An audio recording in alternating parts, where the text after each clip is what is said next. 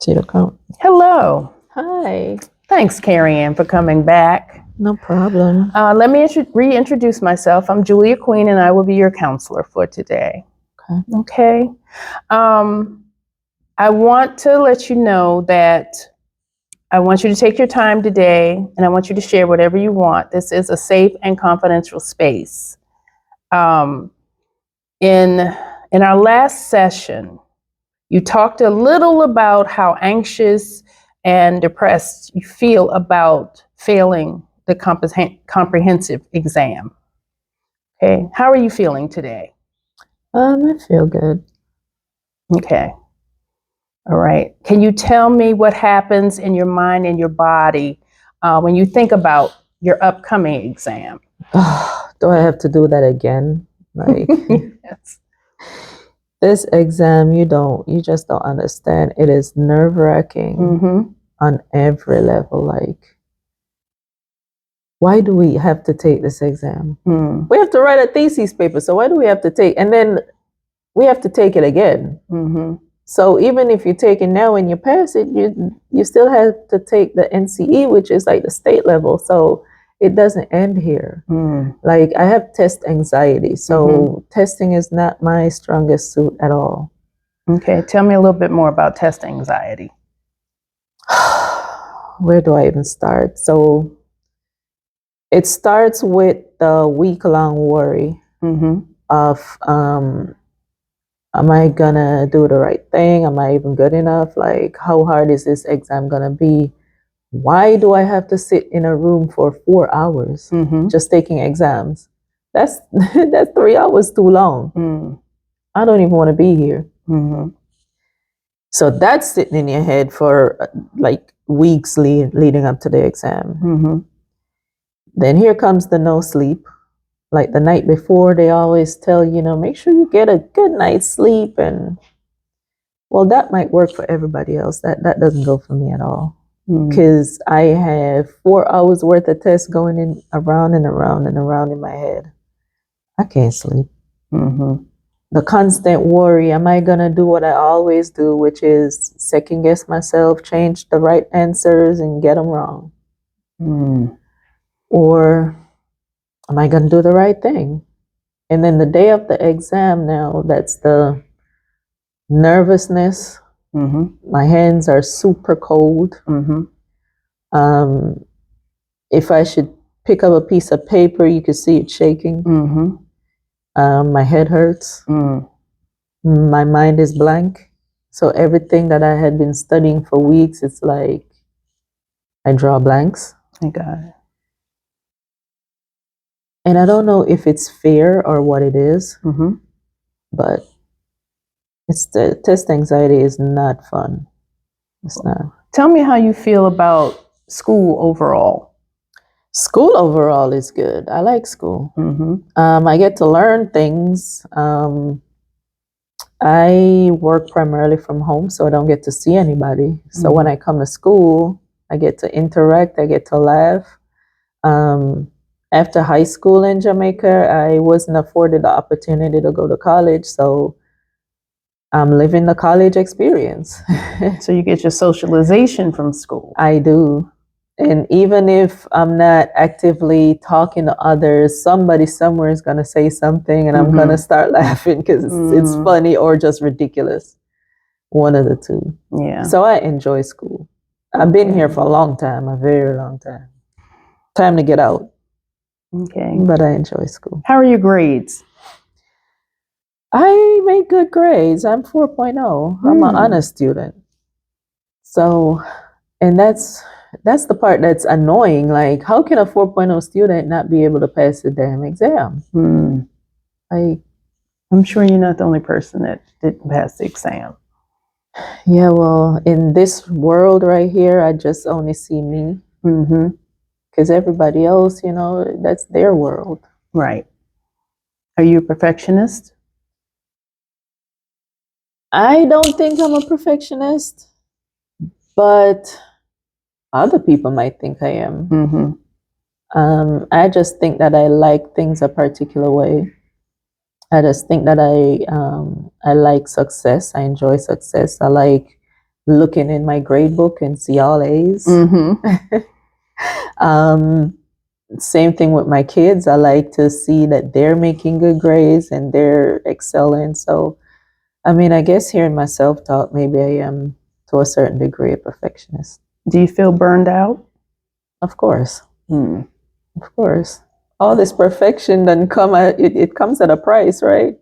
That's true. You have to work hard. And maintaining a 4.0 in grad school while working a full-time job, raising a family, that's no easy task. That is no easy task. Okay, so now I want to reflect on what in the past has led to how you're feeling now currently in the present with your experience currently. Well, I'm not even so sure. Like, my past is bittersweet. I had an okay childhood. My grandmother was my everything. My mother, not so much. I don't have that support, that mother support. In fact, my mother was the one who told me that all I do is lay on my back and have kids. And so I took that personally. And maybe that's where all this perfectionism comes from, because I took that personally. And I felt like I have something to prove, not to her. I couldn't care less, but to myself. Do you hear your mother's voice in your head specifically when you're about to take a test? No, I locked her out a long time ago. There are times when, every woman needs their mother, every girl needs their mother. So there are times when I wish I had a mother. But for the most part, no. I over the last 2 years, I locked her out completely. Okay. All right. Well, thank you for sharing those experiences. And I also want to thank you for completing the assessments I gave you from our last session for homework. Now, let me ask you this. What do you do for self-care? What is that? I spend more time caring for everybody else but me. I guess the only thing I've been doing lately is, since I cut my hair, I've been getting it done every 2 weeks. But that's hardly self-care, but that's about it. Yeah. I don't have the time to do anything else. Okay. Well, if you had the time, what do you like to do? I like to go out. I like to go to concerts. I haven't been to a concert in a long time. I like to laugh. So anything that makes me laugh, I'm there. I like socializing. Like, I'm a people person. Even if they don't like me, I like people. So, I'm always trying to do something to make people laugh, or just anything. I like to travel. I love traveling. When this journey has settled, I think I'm going to do a lot more traveling. So you put other people ahead of what you want to do. Yeah, I guess you can call me a people pleaser. Okay.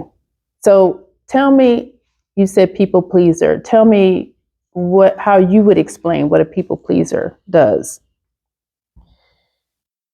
Well, a people pleaser, in my instance, I can't say for anybody else, but for me, I do everything that makes everybody else happy. Whatever, as long as it's legal, and as long as it's right in the sight of the Lord. So I find it hard to say no to people. And oftentimes I'm being pulled in like different directions. And even though I know that I physically can't do it, I have a hard time saying no. So like at church, when they ask, well, can you do this? Can you do that? And I look at my computer and I'm like, well, I have 3 papers to write. And I would say, well, I have papers to write. And then there's always that one person, well, you can't find 5 minutes. Next thing you know, I'm up at 2 o'clock in the morning writing a paper because I found that extra 3 hours to do what everybody else wanted me to do. And so, yeah, that's my interpretation of a people pleaser. I know in our last session you talked about your family and how your family is the support around you, your family members, especially your daughter. Tell me more about your relationship with your daughter. My daughter is a blessing. I have 3 kids, only 1 girl. When COVID hit, my daughter hit depression. And we had a little strained relationship there because she wasn't liking me at all. Because I was the driving force for her to get better. And with depression, you know, it's just one of those things. There's always something or someone to hate, and I was that person. But really, was it hate? No. And so with being that driving force for her to get better and do better, and she overcame that, we became best friends. So she's my daughter, and she knows her, she knows, well, that's my mom, but that's also my friend. So she is my rock. And I hate to cry on her shoulder, but every time I have to cry because I failed this exam, she makes herself available. Even, she's away in college. And she will come home just so she can be with mommy. And that touches my heart because I am supposed to be the motivator for her. I am supposed to continue to be her driving force. Instead, the tables turn. And so for me to keep failing these exams, I feel as if I am failing her. Yeah. It's a different position for you because you're used to being mommy taking care of her, and now she's there supporting you. Yes. Okay. You also mentioned church. So where do you get support from the church? My pastor. My pastor is a big support. I can always call him, and he's always there to pray. He's always there to listen, and he's always there to say, well, you've made it this far, so what makes you think that you can't go further? And I would say, but Pastor, I only have one time. And he looked me in the face. He said, you trust God? In that moment, well, not in that moment, but moments leading up to that, I had my doubts. And I told him, I said, I have my doubts now because I failed twice. I prayed about it and I failed. So why did God fail me? And he said, are you sure God failed you? And that gave me something to think about. Okay. And after he prayed, he said, remember, God don't fail people. So that's why I'm in your office today. Okay. All right. Do you have access to anyone else that can support you? So there's this wonderful lady in my class that I speak to. And it's funny enough because majority of my classmates are much younger. She's around, we're close in age range. She's a really great lady, and she has given me some very good advices. And I might lean on her a little bit more than she knows. I hope she can handle it. But yes. Okay. That's sometimes, I've learned that God will bring certain people into your life when you least expect them to be, or when you least expect it. And in that moment, and I've met this lady before in other classes, but this particular time, she was just there at the right time to provide the right advice that I needed to hear. Because I walked into class and I was so ashamed to face everybody else, like knowing I failed again. But this lady came over to me and she said, Kerry Ann, what is wrong with you? I'm not used to seeing you like this. So, yeah. Okay. I think maybe that's one of the angels God might have sent to say, you know what, you got this. All right. So let me summarize everything that you have talked to me about, what you're experiencing. So because of the test, your test anxiety, you have anxiety. You talked about a little depression, fatigue, you're tired, you're burned out. Yeah. That's an Stress. understatement. Yes. Your lack of self-confidence. You have difficulty sleeping and concentrating. And definitely your number one was excessive worry. Yes. It sounds accurate. I worry so much about everything. I worry about failing. I worry about not making it through. I worry about my kids. I worry about life in general. I worry about everybody else, hoping everybody's doing great. Yeah. I don't know, maybe something hereditary, because my grandmother, she was a worrier too. She would worry about everything except herself. So you think it's generational? That's why I said, in our last meeting that I believe in generational curse, but I also believe that they can be broken. That's good. So okay. I think I'm trying, that's a part of the pressure that I put on myself, is to try and break some of those generational curses so my children don't have to experience any of them. Okay. According to the assessments you completed from our last session and the things you're telling me you've been experiencing, it seems like you have symptoms of generalized anxiety disorder. Especially the excessive worry, your difficulty sleeping. You said you have twitching, and then a couple of other symptoms that you mentioned. I want to know, though, what is the main goal that you want to get out of therapy? So what I want to get out of therapy is I want to build self-confidence, because I know I lack self-confidence. I know I'm not worse than everybody else, but I also don't feel confident that I'm going to be able to make it as far as I would like to. And of course, that worries me. So I'd like to build some self-confidence. I'd like to get over this anxiety. I think once I can shake this anxiety, then everything else would fall into place. Yeah. That feeling of depression might disappear, because I feel like they go hand in hand. I'm depressed because I can't achieve what I want to achieve when I want to achieve it. And so I get into this stupor where I'm not sleeping. I just don't even want to do the things I like doing. Like, even I mentioned earlier, self-care, getting my hair done. I have to make myself go, because I'll get up and I say, I don't feel like it. I get it.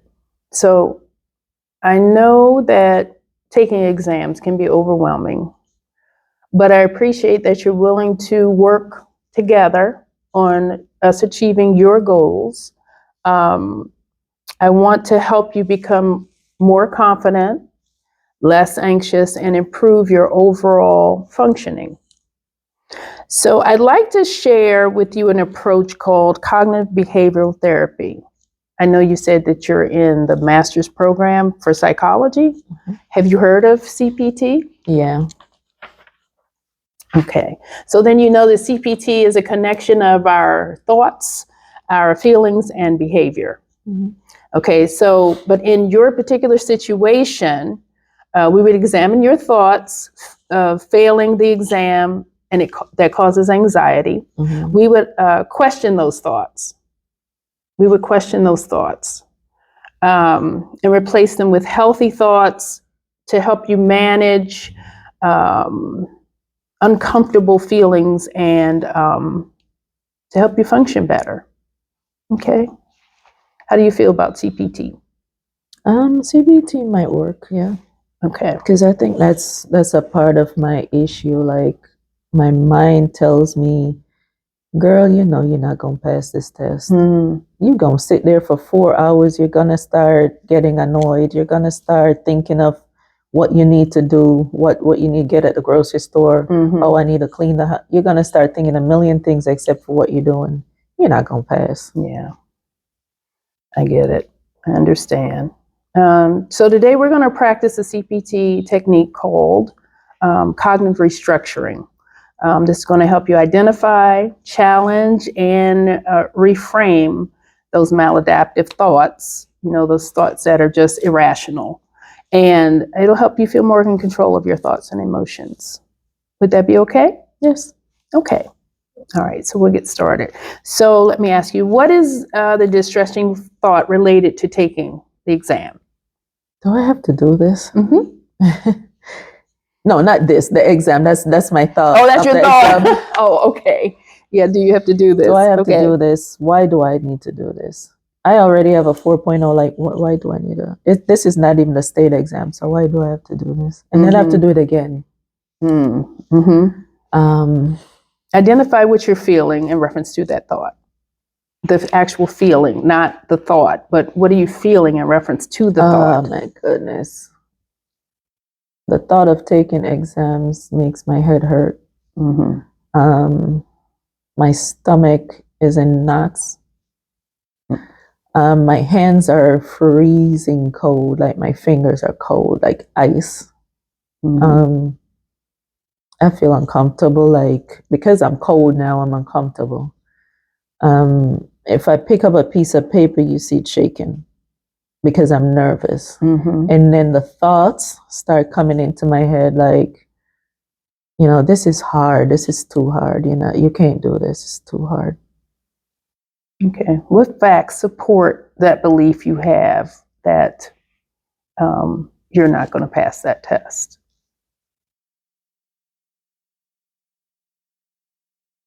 Oh, that's a good question. I don't think I have a fact that proves that I'm not going to pass it. I think it's the negative thoughts in my head is what makes me fail it. So I can't say that there's a positive thought around that. Now that I'm thinking about it. So what evidence contradicts the thought? If I can take those thoughts away and go in with more confidence and trust in my gut and trusting my training. I've been studying for 2 years in this program, so there is no reason that I can't do this. I need to stop telling myself that I can't do this and actually just walk in positive and stop changing my answers. That's the number one thing, because I will have the right answers, flag them, go back, look at the right answers, and still second guess, well, this one sounds kind of right. I need to just start trusting my gut, myself, start trusting myself more. Are you confusing feelings with facts? I might be. I might be. Because I have, in fact, I have the right answer. But just a feeling, oh, that's probably not even right. If your best friend came to you and he or she had the same thoughts, what would you tell them? Girl, you know better.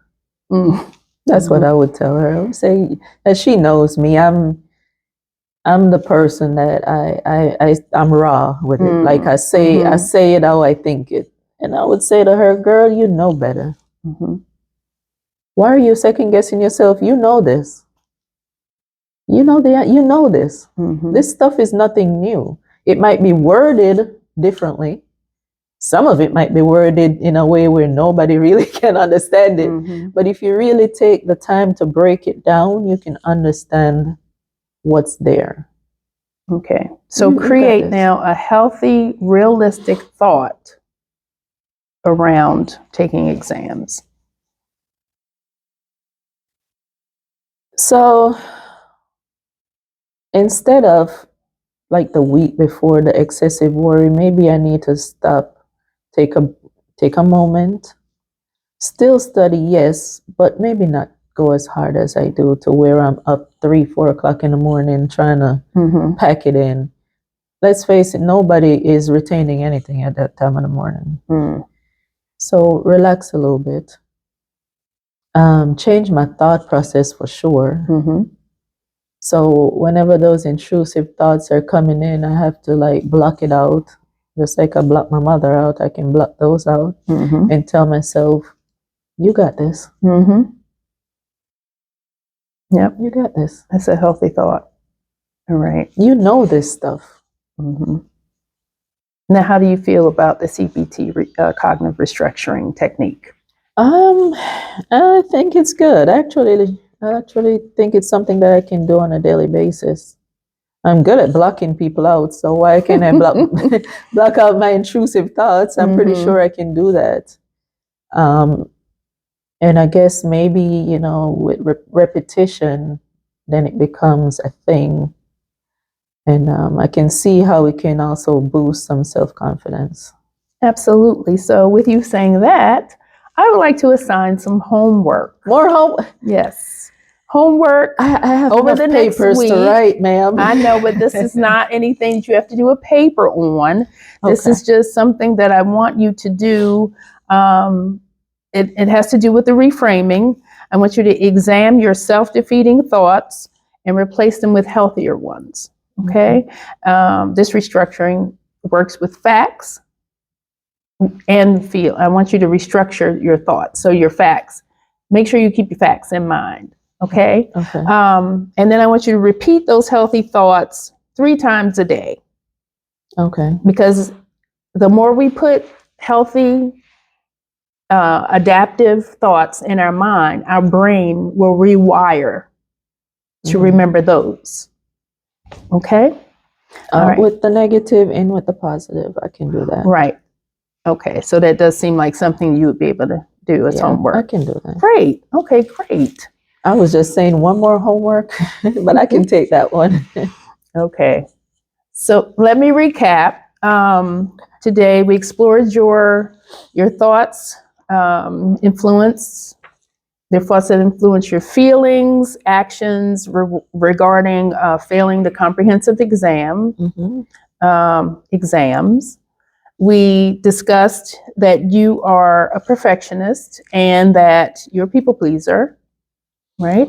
But you have a supportive system with your family, with your church, with your classmates, which is good. Also, we talked about your thoughts surrounding the exams that created your difficulty concentrating, your anxiety, depression, burnout, and you have high standards for yourself. So you're perfectionists. And we also did the restructuring technique that will help you definitely as you begin to, I think, focus more on the positive, more on the healthy thoughts. Then your beliefs will change and we will actually reframe. You will be reframing your brain to take and to remember those things when you go into the test. Also, to help you, I think you reciting it will definitely help. Will definitely help when you go to take a test. It will definitely help. So, do I understand everything correctly that you told me today? Yes. Okay, good. So I would like you to come back at the same time next week so we can dive deeper into these particular issues you have before you have to take the test in 2 weeks. Okay. Additionally, I want to implement a technique next session. It's called mindfulness. And so this technique will help ground you. It will anchor you in the present so that the past things will not be affecting you the way they have. It'll ground you in the present, in the here and now. And it will help you to stay focused, to help manage your emotions, reduce the anxiety and the depression. How does that sound? Sounds good. Okay. Well, thank you for coming in today. You're welcome. Okay. See you next week. See ya. Have a good one. You too. Bye.